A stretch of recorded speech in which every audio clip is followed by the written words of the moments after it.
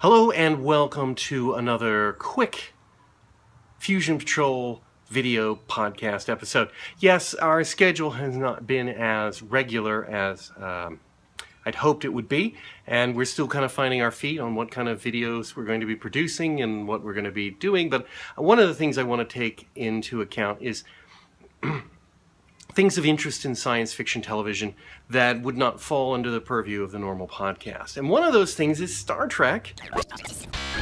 Because, well, A, we don't normally do Star Trek, and B, this is not about existing Star Trek. This is about the new announced Star Trek series. This is a real thing. They've finally brought Star Trek back to the small screen starting in 2017. CBS television is going to be doing that thing that Star Trek does best, which is TV series.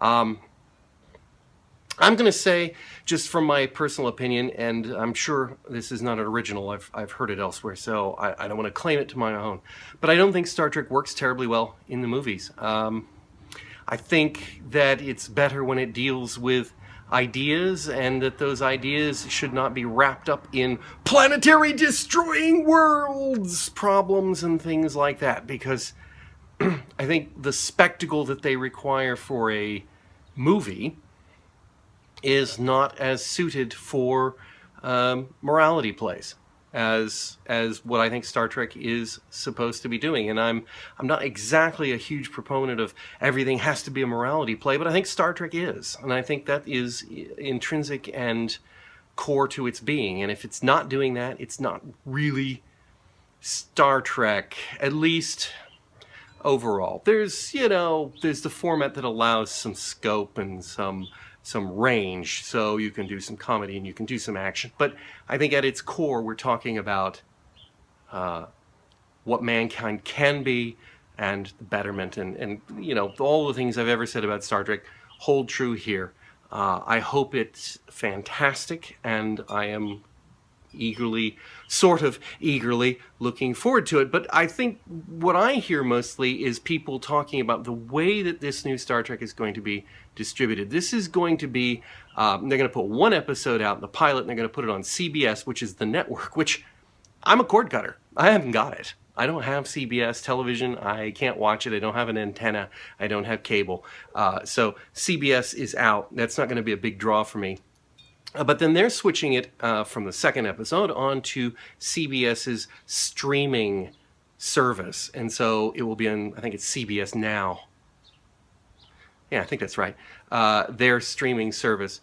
And this is their way of trying to get that service launched with cord cutters and going. And I think they've got the right, I think they're making a great move on their part. I think they've got the right demographic. I think cord cutters are probably in higher percentage of people who are in their core demographic for Star Trek fandom.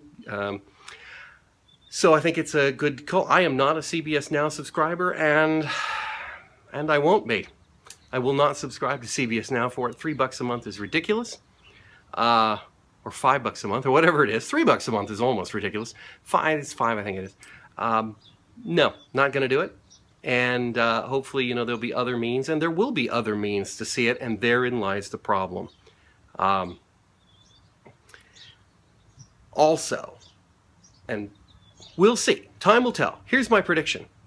2017 is a long way off in the rapidly evolving television world, as we are now with the streaming internet television.